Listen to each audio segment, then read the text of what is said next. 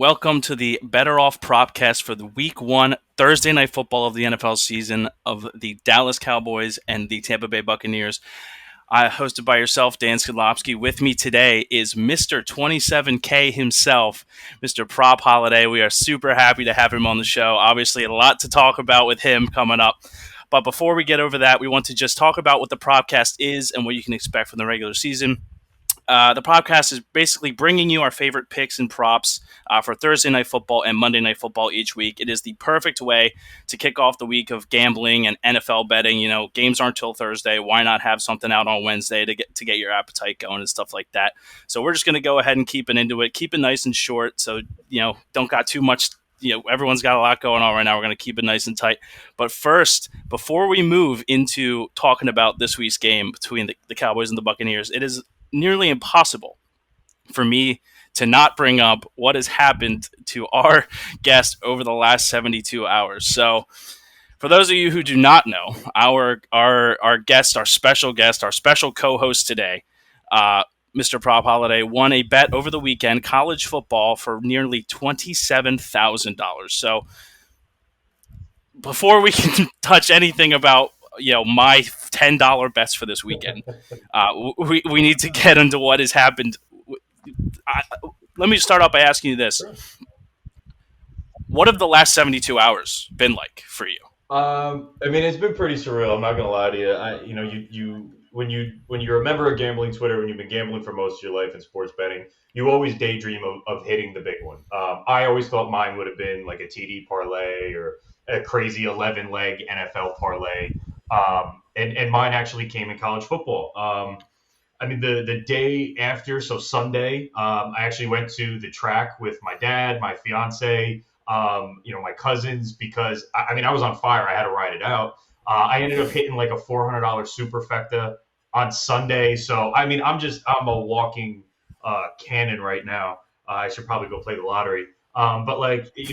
Obviously Twitter's blown up. The followers have doubled. I have a pretty good group of, I would say Twitter friends I've been talking with. Bo Wagner's a great guy. I've been chatting with him. But it's been surreal. Being at work today, like actual work after Labor Day, it feels weird. It's like, you get a taste of it, and it's like, can you turn stuff into this, like into a career? How far can you take it? But I got brought back down to earth at work today. But for the most part, the last couple of days, it's been nuts, man, and it makes you not be greedy, but you want more. Can I do this again? You do something once, and you're lucky. You do something twice, and you're a legend. So my focus is really going to be on NFL this season. It was always going to be. It definitely is. I have to top myself, and that's just how I'm looking at it. So my question is, what was the moment that you said to yourself, like, oh my God, like this thing might hit? Oh, I know the exact moment. So it was spread over the course of the day, started with the 12 o'clock games. My fiance and I had to go to her cousin's house in, North New Jersey. So we were gone all day. In the beginning, the first 3 games hit, and I don't think anything of it because it's 3 out of 9. Who cares? And then throughout the day at the barbecue, I'm checking my phone. Oh, this one still looks good. Now I got 5 out of 9 locked up. And then it's like, I think it was like the Georgia game and the UCLA game, and then it was Florida FAU. So when Georgia and UCLA looked like they were pretty locked up, we were driving home, and her mother doesn't really know much about gambling, and I didn't want to bring up these dollar amounts around her. So we dropped her mother off, and then her mother gets out of the car, and I looked at her and I went, this might be the one. I always joke about it with her, like there could be one. And I was like, I could be onto something. She's like, what do you mean? And if anyone watched the FAU Florida game, FAU couldn't score in the first half. It was back and forth. And then finally their offense picked it up. And then even with Florida being up 21, I think with 2 minutes left, they were still trying to score. And I was getting 23.5 points. So that was nerve wracking. I went through peaks of this is over, damn it.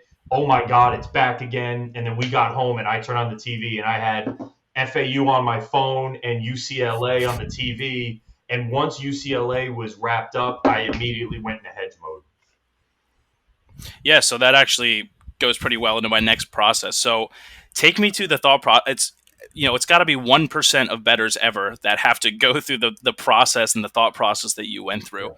Take me through the thought process around, like, do I hedge? how much do I hedge? Where do I hedge? Like that whole process. I've I've been in scenarios before where I've had, parlays for like $1,000, $2,000, and you're like, I feel good, I'm gonna let it ride, and then it doesn't hit, and you sit there and you're like, I could have guaranteed myself $1,000. Like, you're an asshole. You don't bet. I mean, it's fun to say we bet for Twitter. I bet to win money. I do this to win money.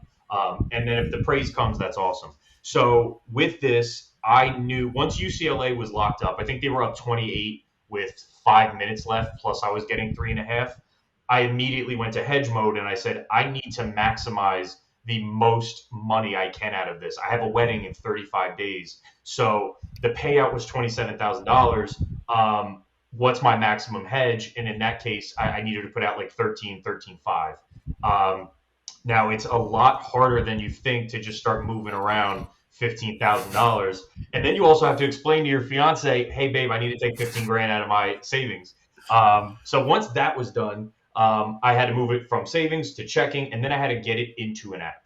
FanDuel let me deposit 10, um, and I put 8 immediately on Cal, and then they froze me out. And I don't know if this is taboo to say, but they caught wind of the hedge. FanDuel they had enough. They weren't going to let me touch the game anymore. Um, so I had to move to another book. So I went to DraftKings and BetMGM, which are the other two books I normally play with.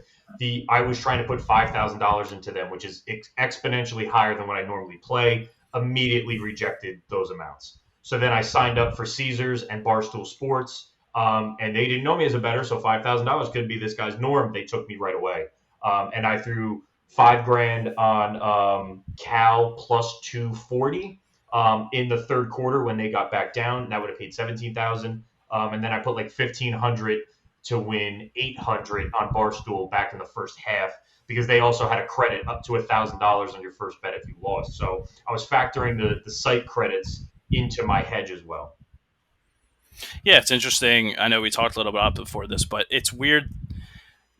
When people think about hedging, they don't think about those types of things. Like, sure, I may lose, but I also get a free $5,000 to play with or $3,000 to play with. So to hear you put that into consideration, and I signed up for these new sports books to take advantage of their offers, is like a whole different like meta level of hedging that I had just like never heard before. I think it worked out pretty good for you. I think it worked out perfectly.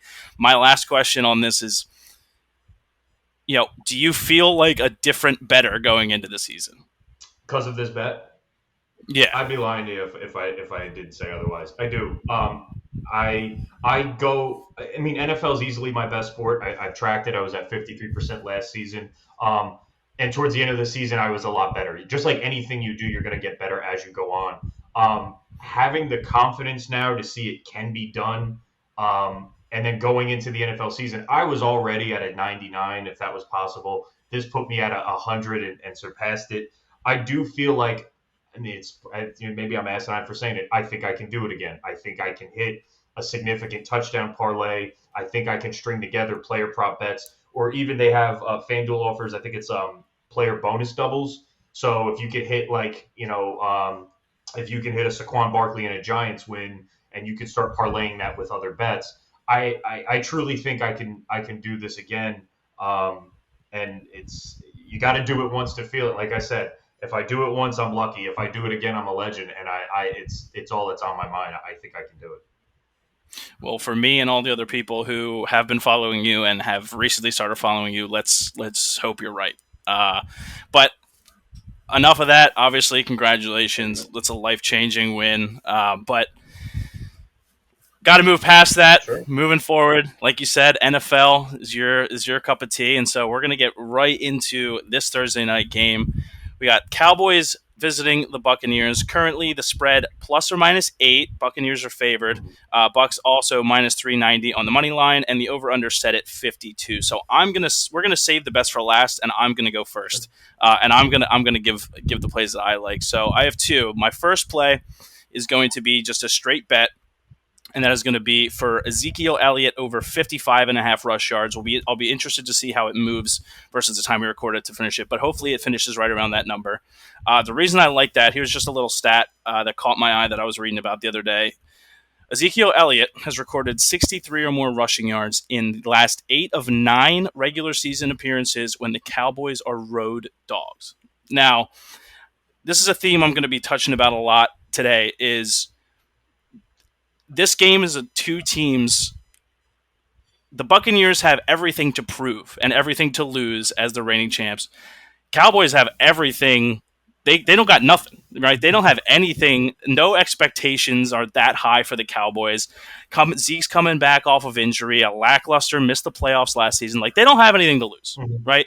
Yeah. Buccaneers have everything to lose, and so I think that the Cowboys, you as an Eagles fan, right? And back when we won the Super Bowl, we were the dogs every single round, and I think in the NFL it is very important to be that team coming in where you can just say, F it. Like, we got this.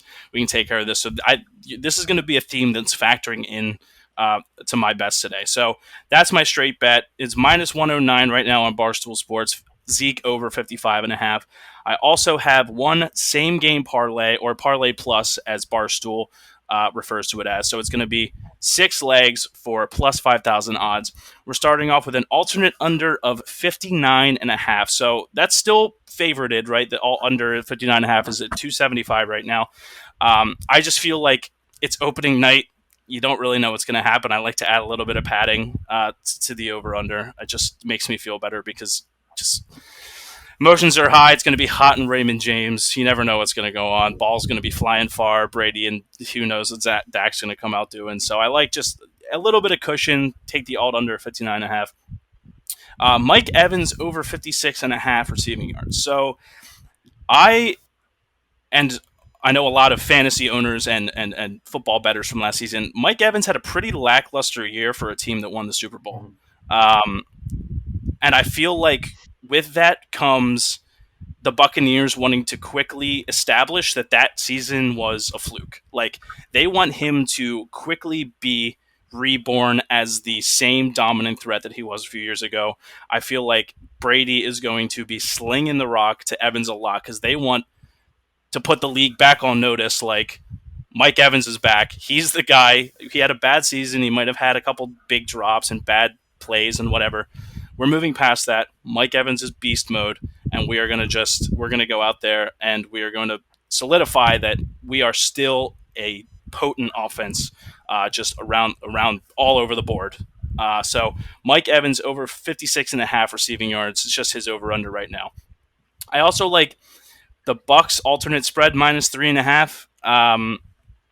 At the very worst, I'm kind of envisioning this game could be like 28-24 Bucks. Like, I think that's probably one of the worst case scenarios for the Bucks fans. And if that ends up being the case, like, this gives me the coverage I need, 3.5. So I like minus 3.5 right now, alternate spread. Now here we go. We're getting on the Dak revenge tour. So I have 3 legs left. Leg number 1 is Dak over 12.5 rushing yards. So we're going on the Dak revenge tour. The way that I talked about the Buccaneers wanting to establish Mike Evans quickly is the way I think the Cowboys want to send a message about Dak Prescott. So I feel as though they're going to come out and want to say, Dak is healthy, Dak can run, Dak can throw, Dak can do all these things that he could do before he got hurt, because if he can't, we're in trouble. But if he can, they're on the back foot. Mm-hmm. So I feel like it would not shock me to see the Cowboys, draw up some design QB runs with Dak early, just to kind of set that tone, set that tempo for, no, we're not going to just drop Dak back and go down if he gets pressured or anything like that. Yeah. And just to add to that, I mean, it's not a bad play if you look at the Cowboys offense. They have one of the best wide receiver cores, deep ball guys in the league. So you send Gallup, Lamb, and Cooper down the field. If it's wide open in the middle, everybody's dropped back in coverage. He's going to take off, pick up 7 yards to get to the sidelines. So I do think in this offense, with that line, what did you say the line was at? 12? 12.5. I think that's certainly attainable, especially in if the game also gets out of hand and they start sending people deep and they're playing prevent, he's going to pick up yards just to keep the game alive, just to keep the drive alive. So I think that's perfectly reasonable, especially at 12.5. Yeah, and I'm glad you mentioned the Cowboys' deep threats and the receivers because next leg, Amari Cooper, anytime touchdown scorer.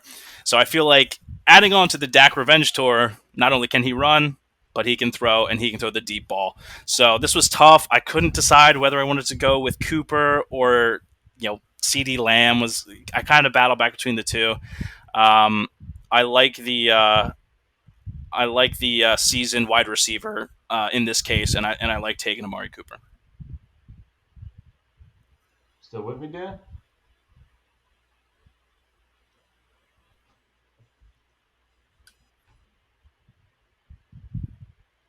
Still with me, Dan? I am now. I don't know what happened. It kind of just blanked out on my end. Yeah. I mean, I was just talking and looking at the thing, and I just saw you like coming up and going. I mean, I finished the thought, so we could probably just have like a video of Amari Cooper being overlaid or something for this, and then we can just Oh, cut okay. it and we'll just keep going. No, no, no. I I mean, I would hope our editors are there can do that for us. They do a pretty good job. Yeah. Um, so we're still rolling. So All I'm right, just yeah. gonna keep rolling. Sure. um, on top of I obviously liked Amari Cooper earlier in the day. A couple of hours after I pick this parlay, Amari Cooper comes out and drops this quote on the NFL. I think I'm the best receiver in the league. Do I think I'm the best? Yes. Have I proven it? I wouldn't say I have. I felt pretty good about Amari Cooper touchdown after you come out and say something like that.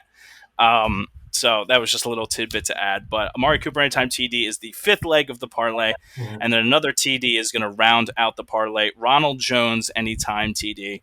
Fournette is normally the goal line back. I went back and forth between Jones and Fournette, but I think I like Jones to have. I think I like Jones to have maybe like a 10 to 20 yard TD run um, when the Bucks get down into the red zone. So we have Ronald Jones TD, Amari Cooper TD, Dak over rushing, Bucks 3.5 -3.5, Mike Evans over receiving, and alt under 59.5. That is plus 5,000 on the nose. I'm putting down 10 to win 510 back. Those are my bets, along with the Zeke over rush yards. Now let's turn it over to the actual guy who knows actually what he's talking about. Prop, what do you got for us? Sure. So I got a play that I've been eyeing since the line's open, and it's moved like crazy. So I locked this in. It was Antonio Brown over 47.5 yards receiving. It was minus 114 on Barstool Bets. This line opened at 44. I think it was 45, depending where it was. I loved it the whole way through. As we sit here today, it is Tuesday afternoon. You can still get this line at over 55.5 on FanDuel, and I love that because it's at 60 in other places. I think it's also on DraftKings and BetMGM at 60. But I still love 55.5. But let me go through it real quick.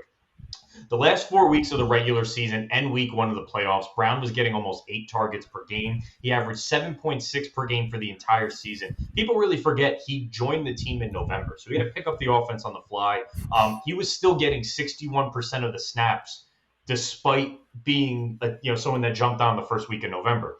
His target share with Tom Brady is what I love about it the most. He's getting almost 20% of the target share with Brady. Brady loves him. His average target distance is 8.7 yards, and he's getting 3.6 after the catch. I project him going into it at 5 catches for 61 yards on 7 to 8 targets. He averaged 60 yards per game last season, so this is right in line with that. The fact that it opened at 44, I jumped on it. I got it again at 47.5. So 47.5 is what I wrote up about. It's up to 55. It's still within my projections. That's the analytical data. Now let's look at the between the lines stuff that I get a little bit excited about. So he had an entire offseason to get healthy. Bruce Arians saying he's the healthiest he's been in the last 3 to 4 years. He has an entire offseason to become familiar with the offense. Now, Chris Godwin is playing on the franchise tag. So that tells me he's essentially a 1 year rental, potentially a trade candidate. So Antonio Brown has an opportunity to solidify himself as the number 2 to Mike Evans, and then maybe Chris Godwin becomes expendable before the deadline, and they can move him for a future first or something like that. So, but reading between the lines, I actually think Antonio Brown's really in line for a breakout season at he's 33 or 34 years old, and Bruce Arians loves him. I mean, he almost knocked some guy out I think he did knock some guy out in training camp. And Bruce Arians like, yeah, I'm all about it. So if you can get it at 55 and a half, I feel good. Anything from there on out, just tread lightly. But I got this at 47 and a half. I love Antonio Brown. When this opened, the receptions were over 4.5 receptions at plus 115. Prop bet guy got a hold of it, and now it's like minus 140. It makes me feel better that he saw what I saw. But he's going to get about 8 targets. He's going to convert on 5 or 6 of those. So you can feel good in that 5 to 6 range on receptions. Something that I don't feel overly great about, but what caught my eye is Amari Cooper's line. It's 62 and a half at minus 117 on Barstool. In the 4 games last season with CeeDee Lamb, so a small sample size of the offense, he averaged 100 yards per game in the 4 healthy Dak games we got, and he got 9 receptions per game. He's easily Dak's favorite target. He's also a little bit more. He's the most sure-handed on the team. He's not as flashy as Lamb. Lamb's going before Cooper in fantasy drafts. I think that's a mistake. So Cooper to average 100 yards less, 2020 with Dak, and the line's only at 62 and a half. He's the check down. He's the go-to. He's one of the best route runners in the league. And he's getting 20% target share from Dak, which is about 7 to 8 targets per game. So his 62 and a half is interesting to me. Maybe a quarter of a unit, a half a unit, but my big play is Brown. I have a same game parlay. I'll run through it really quickly. It's 40 to 1, so I'm betting 20 to win 800 on FanDuel. It's a Leonard Fournette touchdown. He really came on late in the season. I do think we're going to see a little bit more third down back and split. I'm sorry, not third down back. First and second down back, and then Ronald Jones and what was his name? The guy from the Bengals, Giovanni Bernard. I think they're going to do a lot of the third down back stuff, but Fournette really made himself valuable in the playoff run last year. So I think if it gets within the goal line, it's going to be Fournette. Obviously, Brown over on receiving yards, we went over. Cooper over on receiving yards, we went over. Zeke Elliott over 21 and a half receiving yards. He's slim. He's trim. He's going to be a dump off and really I think he can take it upfield, break one. They do love running screens with him. So 21 and a half on the receiving yards. Gronk under. There's a lot of Gronk hype going into the offseason. He's back. He's in better shape than ever. O.J. Howard's coming back. They have probably the best wide receiver core in the NFL. The Gronk line's at 31 and a half. He's essentially a red zone target and a blocking tight end. So 31 and a half seems too high for me. I'm going under on that. And then similar to what you said, I do think it's going to be a bit of a closer game. Alternate spread is Bucks minus 2.5. So that 1, 2, 3, 4, 5, 6 leg same game parlay is 40 to 1. I'm betting 20 to win 800. And it's opening night, man. I'm pumped for the season.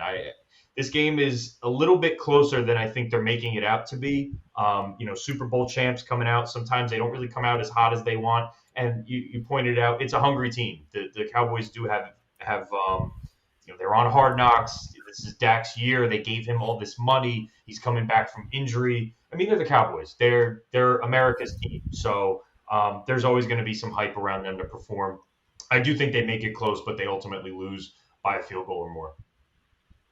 Yeah, just to reiterate the lines again: Bucks -8, -390 currently on the money line at FanDuel Sportsbook, and I think that's what we can give you right there. I just to reiterate what PropHolliday said, I'm super excited. It's first game of the year. You can't not love the first game of the year on Thursday night.